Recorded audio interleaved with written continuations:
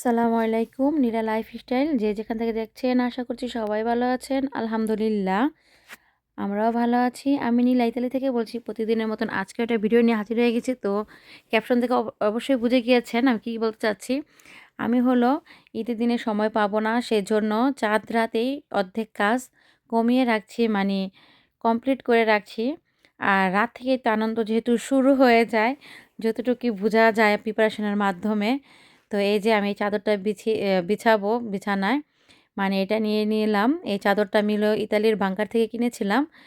তো যেটা চুজ করেছিলাম সেটা নিতে পারি নাই। তো ওইটার বিপরীত এটাই চলে আসছিল। তো ফাইনাল দেখবো এখন এটা বিছানার পরে কেমন লাগে দেখতে। আর দেখেন এখানে কিন্তু ২ টা কাভারই দেয়। বালিশের ২ টা কাভার থাকবে। একটা বিছানার চাদর থাকবে, আরেকটা যেরকম একটা থাকবে। তো যাই হোক দেখি এখন হচ্ছে আ আমি উপরে এটা বিছায় নিলাম যেহেতু, কারণ ওইটা হবে না আমার কাছে যতটুকু মনে হচ্ছিল। তো ভাবলাম যে না আবার বিছিয়ে দেখি। যদি হলো তো হলোই, না হলে নাই। আর আমার ছেলে অনেক কান্না করতেছিল যে না এটাও বিছাবো ওটাও বিছাতে হবে। বোঝে না তারপরেও কি করার, তারপরে আমিও ভাবলাম যে দেখি মাপ দিয়ে কি হয়। তারপরে দেখেন এই যে এত সুন্দর লাগছিল চাদরটা। মানে আমি যেটা মিস করছি ওইটা অনেক সুন্দর ছিল। কিন্তু এটা পুরা সাদার মধ্যে ছিল, তো এটা ভালোই লাগতাছে। আর ওইটা একটু ক্রিম, ক্রিম পাতা কালার, খয়েরি কালার এরকম ছিল। তো ফাইনালি এই যে আমি বিছিয়ে নিলাম। দেখতেই পাচ্ছেন নিচের চাদরটা। তো এটা হচ্ছে ছোট আমাদের আ বেডের যে ফর্মটা আছে ওইটা অনেক বড়। তো এটা হচ্ছিল না, কি আর করব আফসোস। তারপর এটা খুলে আবার আগেরটাই দিয়ে দিলাম। দেওয়ার পরে এই যে বোঝা তো যাচ্ছে না যে আগেরটা দিয়েছে কিনা। তারপরে এই যে ফাইনাল লুক অবশ্যই জানাবেন কেমন লাগছে। আমার কাছে তো খুবই ভালো লাগছে। মোবাইলে কেমন দেখা যাচ্ছে জানি না। তো আমি সবকিছু চাদর-টাদর নিচে রেখেই তারপরে এগুলা করছিলাম।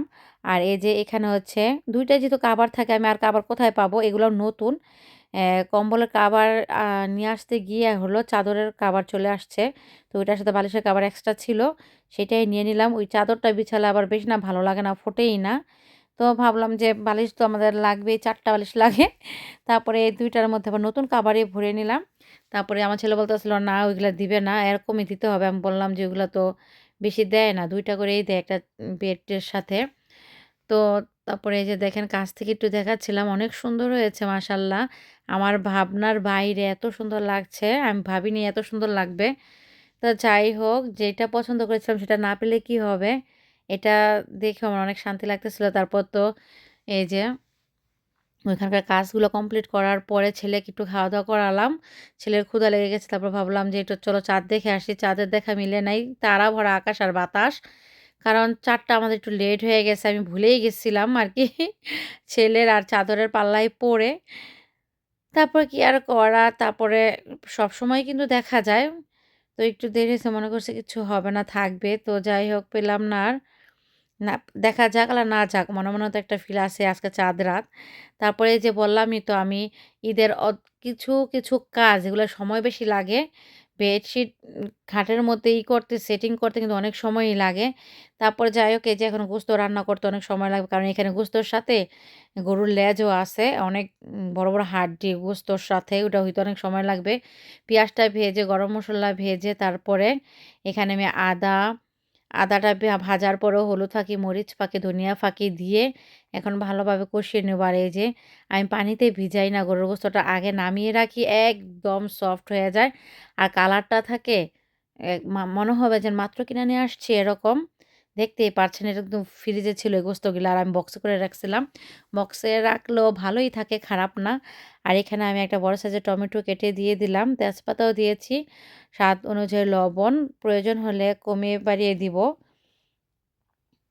আর এখানে এই যে আমি কষাচ্ছি আর দেখেন রান্নাবান্না যেহেতু দুপুরে করেছি, ধোয়া পাকলা আমার আর কি চুলা পরিষ্কার করা হয়নি। কারণ এখন আবার রান্না করব সেজন্য এক সাইড পরিষ্কার করা ছিল।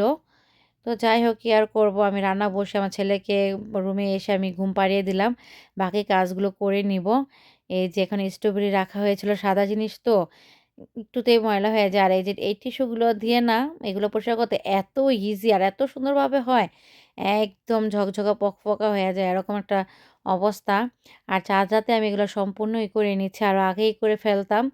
তো ইফতারি করার পর না আর কিছুই অনেক সময় কিচ্ছু করতে ইচ্ছা করে না। নামাজটা পড়ি আরকি, ওটা তো না পড়লে আর হবে না। আর ফাঁকে, ফাঁকে এসে আমি গোস্তটা দেখছিলাম।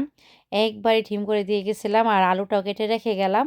এসে দিব আর এই যে এই সুযোগে আমি হচ্ছে কি পড়বো না পড়বো, ছেলেকে কি পড়াবো, আব্দুল্লাহ বাবা কি পড়বে, সেগুলা সব বের করে নিচ্ছি। এগুলাও কিন্তু বের করতে অনেক সময়ের ব্যাপার। সকালে আমরা যেহেতু নামাজে যাবো, জামাতে আর সকালে উঠেই যেতে হবে সেজন্য কিন্তু আমরা আরকি আগেভাগেই বের করে রাখছিলাম। আমার ছেলেকে রাত্রে আমি গোসল করিয়ে দিয়েছি এবং কি আমরাও করে নেব।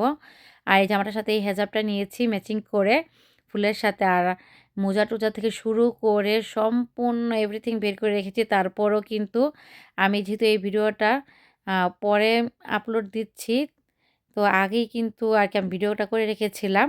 ঈদের চাঁদ রাত থেকে ঈদের দিন সকাল পর্যন্ত দেখতেই পাচ্ছেন আমরা না জামাতে যাচ্ছি, আমাদের গাড়ি এসে পড়েছে। তারপরও না লেট হয়েই যায়। তারপর আমরা যদি আগে থেকে আরেকটু টাইমটা সময়সূচিটা জেনে রাখতাম আমাদের জন্য অনেক ভালোই হতো আরও। অনেক বেশি ভালো হতো। তো এই তো আমরা রওনা দিয়ে দিয়েছি আল্লাহর নাম নিয়ে। এই যে আমার ছেলে। আর কি আর করব, একটা জামাত শুরু হয়ে গিয়েছে আর বাইরে এত মানে প্রচণ্ড লেভেলের ঠান্ডা। ২-৩ দিন যাবত অনেক ঠান্ডা পড়ছে, দাঁড়াতে পারছি না। মনে হচ্ছে যে আবার বরফ চলে আসবে এরকম একটা অবস্থা। কি আর করব, তারপর আব্দুল্লাহ বাবা বলল যে ভাই গিয়ে বসি আমরা। তারপরে বাসা থেকে তো যেমন তেমন একটু মুখে দিয়ে পানি খেয়ে আসছিলাম। তারপরে এই যে এখন বাইরে বসে একটু কর্নেতো খেয়ে নিলাম। তারপরে এই যে আমি বাইরে ওয়েট করছিলাম, আমি রোদে দাঁড়িয়েছিলাম। আব্দুল্লাহ বাবা ওরা আবার ২য় মানে 2nd জামাতে আরকি অংশগ্রহণ করেছে। ভিতরে চলে গিয়েছে অলরেডি। আমি বাইরে দাঁড়িয়ে আছিলাম। আমাকে বাইরে বসার জন্য বলেছে কিন্তু আমি বসিনি। বারটা না একটু ঠান্ডা, ঠান্ডাই ভাল লাগে নাই। আর একা, একা ভালোও লাগে না আমার। এর চাইতে এখানে দাঁড়িয়ে আছি। অনেক মানুষজন দেখছি একটু সবার মাথায় টুপি, সবাই পাঞ্জাবি পরা। আমার কাছে এটাই ভাল লাগছে। তারপরে আমি মনে করেন এত কাজ থেকে এসে জামাতের জন্য ওয়েট করলাম। এখন যদি নাই পড়ি কেমন হবে বলেন? আব্দুল্লাহ বাবার কাজ তো অলরেডি চালুই আজকে। সবাই জানেন শুক্রবার দিন রেস্টুরেন্টে যারা কাজ করে, কাজ আছে। আসার জন্য পাগল হয়ে গেছে। যে গাড়িতে আমরা গিয়েছিলাম ওই গাড়িতে আসতে পারিনি। তো দেখলাম যে মহিলাদের জামাতগুলো শুরু হয়ে যাবে। সব মহিলারা আসতেছে। তারপরে যে ভাইয়েরা ছিল তাদেরকে বললাম যে, "আপনারা চলে যান, আমরা পরেই আসবো তাহলে।" তারপর আব্দুল্লাহর বাবা আব্দুল্লাহকে নিয়েছিল। আর আমার ছেলেরে বললাম যে, "তুমি চলে যাও, তোমার বাবার সাথে।" ও যাবে না। আমাকে ছাড়া যাবেই না। আমাকে নিয়েই যাবে এবং কেউ আমার সাথে একা থাকবে না। বলছে যে, "তুমি থাকো, তুমি চলে যাও পরে।" না শুনতেছিল না। আব্দুল্লাহ বাবার কাজও ছিল অনেক। তারপর কি আর করা, তারপর আব্দুল্লাহ বাবা রইছে কারণ এত কাজ থেকে চলে যাব। তারপর তো নামাজ এই যে দেখতেই পাচ্ছেন মসজিদের অবস্থা। মাশাআল্লাহ আলহামদুলিল্লাহ। এটা নতুন মসজিদ আমাদের এই শহরের। তারপরও খুবই ভালো। জামাত পড়তে পারছি এটাই বহুত কিছু। ঈদের নামাজ আমি এরকমভাবে পড়তে পারবো ভাবি নাই। আমার আশাটা পূরণ হইছে আসলেই। যাই হোক আল্লাহর কাছে শুকরিয়া। তারপরে এই যে বাসায় এসে ঝটপট করে একটু রান্না করব। যেমন একটু ভেজিটেবল রান্না করব মানে হচ্ছে অ্যাম এই যে দেখতেই পাচ্ছেন ক্যাপসিকাম, ঝুঁকিনি আর গাজর দিয়েছি আর পেঁয়াজ। একদম সিম্পল, চিকেনও দিব না, চিংড়ি মাছও দিব না, কিচ্ছু দিব না। শুধু রান্না করব সবজিটা।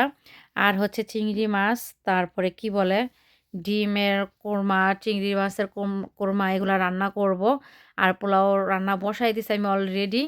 কারণ তাড়াহুড়ার কারণে এসে আমরা আসতে, আসতে অনেক লেট হয়ে গেছে। ১১টার মতো বেজে গেছে।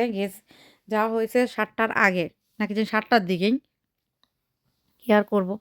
যাই হোক ভালো তো আর রাত্রে আগেই ওগুলা করে রাখছিলাম। যতটুকু করেছি আমার অতটুকুই অনেক কিছু জানেন না।